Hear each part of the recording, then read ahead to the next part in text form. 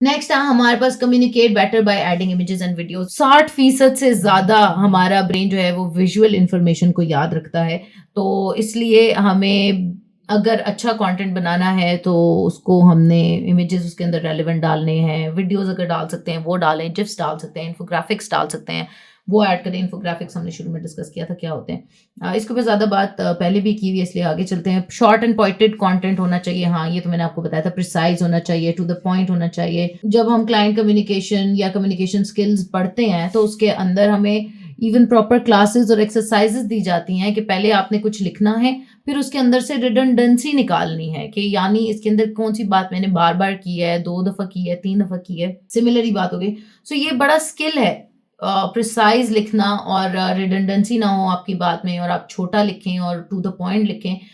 इसके ऊपर एक्सरसाइजेस भी मौजूद होती हैं, आप वो भी कर सकते हैं। रिडंडेंसी इसको पढ़ें, अगर चाहेंगे कि मैं पढ़ाऊँ तो बता देना, इसके ऊपर भी लेक्चर रख लेंगे कि रिडंडेंसी कैसे निकालते हैं कंटेंट में से, ठीक है। सो रिडंडेंट नहीं होना चाहिए, एक ही बात बार बार और सेम ही चीज़ नहीं कहनी चाहिए। अपनी वेबसाइट या ब्लॉग को कॉन्टिन्यूसली अपडेट करें, ये तो बहुत ज़रूरी है कि जब भी आपने कुछ भी चलाना है तो आपने उसको लॉन्ग रन सोच के चलाना है। बस एक दफ़ा ब्लॉग डाल दिया और भूल के नहीं। अगर आपने टिप्स फॉर सक्सेस डाली 2022 में, अब 23 स्टार्ट हो गया, तो जाके अपने ब्लॉग पे अपडेट करें कि अब 23 में उन्हें क्या करना चाहिए। बहुत से नए टूल्स आ गए, बहुत सी नई चीजें चेंज हो गई, नई इन्फॉर्मेशन आ गई है। सो इट्स नॉट ऑलवेज के ईयर चेंज हो रहा हो, इन्फॉर्मेशन चेंज हो जाती है, नई चीजें आ जाती हैं, मार्केट में नई टेक्नोलॉजी आ जाती है, मसाइल बदल जाते हैं। दुनिया देखिए रिसेंटली किस तरफ से किस तरफ चली गई है। आई थिंक हम तो वो जनरेशन है जिसने वो ज़माना भी देखा था जब हमें लगता था कि वीडियो कॉल पॉसिबल ही नहीं होगी, ये क्या बात है।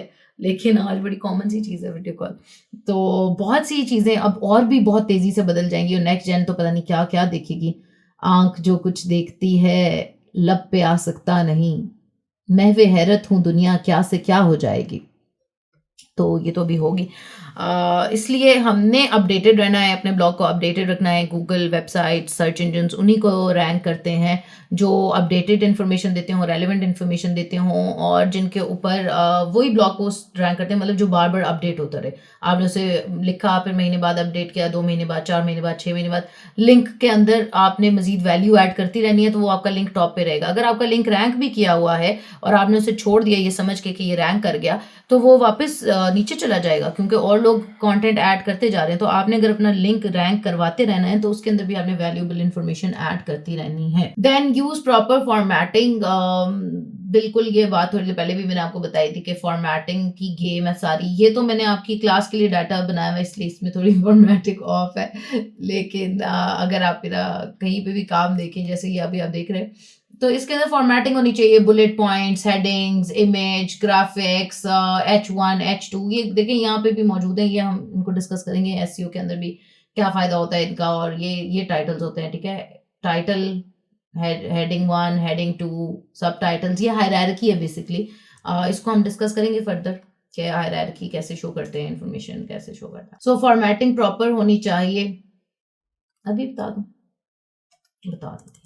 समझे कि ये इसके अंदर मेरी थोड़ी सी फॉर्मेटिंग ऑफ हुई है, लेकिन ओवरऑल अगर हम देखें ये मेरा टाइटल है, ठीक है, इसको टाइटल का टैग लगा हुआ है। अब ये टाइटल के अंदर हमारा कीवर्ड आना चाहिए, फोकस कीवर्ड स्टार्ट में, ठीक है, ये हम डिस्कस करेंगे आगे। अब ये मेरी हेडिंग्स है, ये जितनी भी 15 इंग्रेडिएंट्स हैं तो 1 2 3 4 5 6 15 तक ये सारी H2 होनी चाहिए क्योंकि ये टाइटल के बाद सेकेंडरी इंफॉर्मेशन है, ठीक है। हमने इन्हें हेडिंग 1 नहीं रखना, हेडिंग 2 रखना है, ठीक है। ये सारी H2 होती हैं हमारी, ठीक है। इन सबको हमने H2 रख लिया। H2 के अंदर भी हम अपने LSI कीवर्ड्स और QA कीवर्ड्स यूज कर सकते हैं, ठीक है। इधर फोकस कीवर्ड यूज करना है, H2s में LSI और QA कीवर्ड्स यूज करने हैं। फिर H3 कब होती, जब हम इसके अंदर फर्दर कोई हेडिंग डालते। अगर हम इस पार्ट के लिसन टू योर ऑडियंस इसके अंदर नई कोई हेडिंग आनी होती या कोई मजीद इन्फॉर्मेशन, तो वो फिर H3 हो जाती, H4 हो जाती। इसमें सब टाइटल का तो आपको पता है, टाइटल के बाद अगर हमने कोई सब टाइटल डालना होता है, for example an insight to quality content, तो ये सब टाइटल है इसका, ठीक है। टाइटल, सब टाइटल, H2। और समझ आ गई ना, एवे ही नहीं किसी को समझना कि इसका डिजाइन अच्छा लग रहा है इसको मैं ये कर देता हूँ, ठीक है, ये मैं इसको ऐसे कर दूं, अच्छा लग रहा है, अच्छा लगने के लिए नहीं करना, समझ रहे हैं, ये हेडिंग का मकसद है। H2 सबसे पहले हमारा टाइटल है, फिर हमारी जो उससे सेकेंडरी इन्फॉर्मेशन है, ये हायरार्की है कंटेंट की, ठीक है, यानी जो उसके बाद नंबर 2 पॉइंट लेवल की इन्फॉर्मेशन वो H2 में आ गई, जो नंबर 3 लेवल की है वो H3 में आ गई, अगर नंबर 4 लेवल की हो तो वो H4 में आ जाएगी। यानी इसके अंदर फर्दर बात है, इसके अंदर भी कोई बात है, पुरानी के अंदर नई बात है। अच्छा, aim of the post clear होना चाहिए कि आप ये ब्लॉग, ये डिस्क्रिप्शन, ये वेबसाइट, ये लैंडिंग पेज, ये फेसबुक पोस्ट क्यों बना रहे हो। अगर आपके पास इस बात का जवाब है कि आप क्यों बना रहे हो तो डेफिनेटली वो अच्छी बनेगी और आप हमेशा अपने सब्जेक्ट मैटर के ऊपर फोकस्ड रहोगे, आपका कॉल टू एक्शन क्लियर होगा और आप कहाँ कहाँ उसको, लाजमी नहीं तो कॉल टू एक्शन सिर्फ एंड में हो, उसको मल्टीपल जगहों पे प्लेस किया जाता है, तो कहाँ कहाँ आप उसको की पोजीशंस कौन सी हैं जहाँ पे आप बॉडी ऑफ द टेक्स्ट में वो कॉल टू एक्शन डाल सकते हो, ठीक है। जैसे कि हमने कल डिस्कस किए थे, क्या होते हैं, learn more, buy now, share now, comment below, hit subscribe, download for free, ये सारे कॉल टू एक्शन हैं, डिफरेंट टाइप्स के हैं, डिफरेंट ऑब्जेक्टिव्स के लिहाज से, जो हमने कल भी डिस्कस किया था, आगे भी करेंगे, don't worry. Craft an epic conclusion, आपका कंक्लूजन, इंट्रोडक्शन और कंक्लूजन अगर आपने अच्छा लिखा है, हेडलाइंस आपने अच्छी लिखी हैं, तो आपकी ब्लॉग डन है, आपकी वेबसाइट डन है, आपकी डिस्क्रिप्शन डन है। बॉडी के अंदर बहुत कम, हमने तो अब वैसे भी ऐसे एरा में आगे जहाँ लोग स्किम इन्फॉर्मेशन करते हैं और एक एफ शेप पैटर्न में कंटेंट को पढ़ते हैं, सो बॉडी के ऊपर वो इतना ज़्यादा पढ़ते भी नहीं, बस bullets and points and headings and सब हेडिंग्स, और ये चीज़ें, फॉर्मेटिंग अच्छी हो आपकी, इंट्रोडक्शन कंक्लूजन अच्छा हो, आपका कंटेंट अच्छा बन जाता है। अच्छा कंक्लूजन क्या होता है, जिसके अंदर हमने इंट्रोडक्शन के अंदर जो सवाल उठाया था, do you want to lose weight fast, और बाकी सारा ब्लॉग हमने कहा था in this blog you will learn, तो अब आपने उसका आंसर दे दिया हो, आप उसको दोबारा कह सकते हो कि now you have got the answer to losing weight fast or to getting in shape. Now you've got the answer to getting in shape. Now you know how you can get back to your best body, ideal body, zero figure, whatever.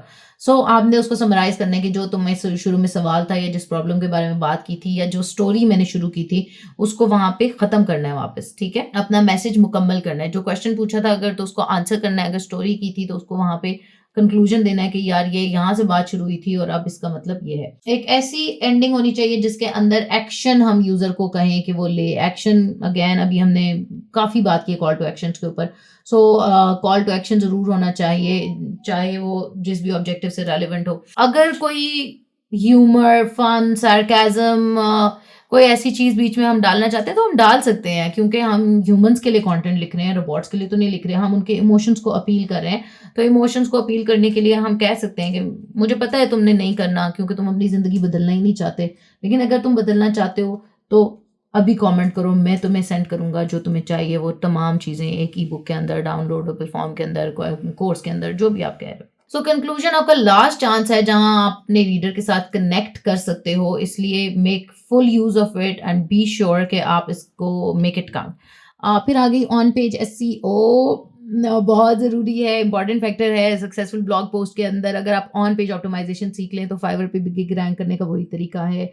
बाकी भी किस तरह आपको समझाऊं कि optimisation है एक same चीज़, उसमें टाइटल है, टैग है, डिस्क्रिप्शन है। पिंटरेस्ट का भी हमने कोर्स किया था, उसके अंदर भी वही चीज़ें होती हैं। पिंटरेस्ट इवन एक सर्च इंजन है फोटोज़ का, अगर हम उसको इस तरह समझें। अगर फाइवर पे रैंक करना है उसके लिए भी एक कोई भी अगर एल्गोरिदम है, कोई टूल है, तो हमने सिर्फ रोबोट से या जो बॉट होता है, एल्गोरिदम होता है, उससे कम्युनिकेट करने का तरीका सीखना है। इसे हम ऑप्टिमाइजेशन कहते हैं कि हम किस तरह अपने अल्फाज और अपनी कंटेंट को ऐसे लिखें कि उसको समझ आ जाए कि हमारा ब्लॉग किस बारे में है, इससे रेलिवेंट कौन लोग हैं, उनके क्या क्या सवालात होते हैं, वो क्या टैग्स हैं, वो क्या हैशटैग्स हैं, क्या इंडस्ट्री है। So this is all about SEO. कोई मुश्किल और रॉकेट साइंस नहीं है। असल में तो हमने कम्युनिकेट करना सीखना है सर्च इंजन के साथ, बॉट के साथ, जिस भी टूल के ऊपर काम कर रहे हैं, अगर सोशल मीडिया के ऊपर भी काम करें तो उनके एल्गोस के साथ बात कैसे करनी है, बस ये सीखना है। ऑप्टिमाइजेशन, इसी को ऑप्टिमाइजेशन कहते हैं। सो अगर आप सही तरह अपने कंटेंट को ऑप्टिमाइज कर सकेंगे, उसको सही तरह बता सकेंगे कि मेरा कंटेंट किस बारे में है और क्या है, तो वो उसको सही लोगों के पास लेके जाएगा और आपका कंटेंट रैंक करेगा। हर कंटेंट की ज़रूरत है, हर किस्म के कंटेंट की ज़रूरत है। आप ये ना सोचेंगे मेरे पास कुछ कहने को नहीं है, आपको बहुत सी ऐसी चीज़ें पता होंगी, बहुत से ऐसा नॉलेज बेस होगा आपके पास जो और लोगों के पास नहीं है। हर इस दुनिया में हर आदमी को अपने हिस्से के बेवकूफ मिल जाते हैं, आपके हिस्से के भी मौजूद हैं। इसलिए मतलब कहने का इस बात, ये एक मशहूर कॉल है, इसका मकसद यही है कि हर किस्म के कंटेंट की नीड है, आपने सिर्फ उसको ऑप्टिमाइज करना सीखना है ताकि वो आपकी ऑडियंस तक पहुंच जाए। आपकी ऑडियंस मौजूद जरूर है, लेकिन आपने उनको बताना है कि आपका कंटेंट यहाँ पे है ताकि सर्च इंजन तक लेके जा सके। ऑप्टिमाइजेशन के अंदर क्या चीज़ होती है, टाइटल टैग होता है। जैसे अभी हमने पोस्ट का टाइटल सबसे ऊपर डिस्कस नहीं किया 15 इंग्रेडिएंट्स वाला, उसके अंदर हमारा फोकस कीवर्ड आना चाहिए। बॉडी का टेक्स्ट होता है, उसके अंदर हम अपने LSIs को, उनकी वेरिएशंस को इंक्लूड कर सकते हैं। जितने इमेजेस हमने अपलोड किए, जैसे अभी मैंने यहाँ पे 3-4 इमेजेस डाले थे अपनी पोस्ट में, तो अगर जब इमेज अपलोड करना है उसके अंदर ऑल्ट टैग डालने हैं, ये हम देखेंगे वर्डप्रेस के ऊपर कैसे करते हैं। URL आपका SEO फ्रेंडली होना चाहिए, वर्डप्रेस के ऊपर वैसे SEO फ्रेंडली होते हैं, सो वर्डप्रेस यूज करें। मेटा डिस्क्रिप्शन के अंदर आपका फोकस कीवर्ड आना चाहिए, लेस देन 155 कैरेक्टर्स होनी चाहिए, इसके ऊपर बात करेंगे। कैटेगराइजेशन और टैगिंग ठीक होनी चाहिए, ये भी जब हम योस्ट से करेंगे अपलोड तो मैं आपको दिखाऊंगी कैसे करते हैं। And finally most importantly be consistent. पानी भी अगर पत्थर के ऊपर गिरता रहता है तो इवेंचुअली अपना रास्ता बना लेता है पत्थर के अंदर से भी। हालांकि पानी इज वेरी सॉफ्ट एंड ऐसा एलिमेंट जो किसी को कोई नुकसान नहीं पहुंचा रहा, लेकिन कंसिस्टेंसी के साथ कुछ भी पॉसिबल होता है। इसलिए आपने बस मेहनत करते रहनी, मेहनत नहीं छोड़नी और कंटेंट बनाते रहना है। लिखते रहेंगे, पढ़ते रहेंगे, लिखते रहेंगे, बढ़ते रहेंगे तो ही आप अच्छा लिख सकेंगे। अगर आप लिखना और पढ़ना छोड़ दें और आज आप समझेंगे मुझे सारा कंटेंट लिखना आ गया, तो ऐसा हो नहीं सकता, दुनिया कहाँ की कहाँ निकल जाएगी। सो बी वेरी कंसिस्टेंट। अगर आप रैंक करना चाहते हैं अपने कंटेंट को, तब भी आपको कंसिस्टेंसी और कैडेंसी समझनी पड़ेगी, जिस भी प्लेटफॉर्म के ऊपर बेशक आप रैंक करना चाहते हैं। इट्स लाइक जैसे बच्चे को खाना खिलाते हैं, तो यू फीड द एल्गोरिथम। अब आपने उसको कितनी दफ़ा खाना खिलाया, कितनी दफ़ा उसको आदत डाल ली, उसकी भूख उतनी ही बढ़ती जाए। तो ये हर इन्फ्लुएंसर के अपने ऊपर है कि जो कितना अच्छा कंटेंट और कंसिस्टेंट कंटेंट बनाते हैं, वो अपने एल्गो को आदी कर लेते हैं, उनसे कंटेंट लेते जाता है और उनकी ऑडियंस को देते जाता है। तो be very consistent in creating content if you want to pursue this as a career and इसको आप लॉन्ग टर्म देखते हैं। फिर अब नेक्स्ट वीडियो में मिलेंगे, तब तक के लिए अल्लाह हाफिज।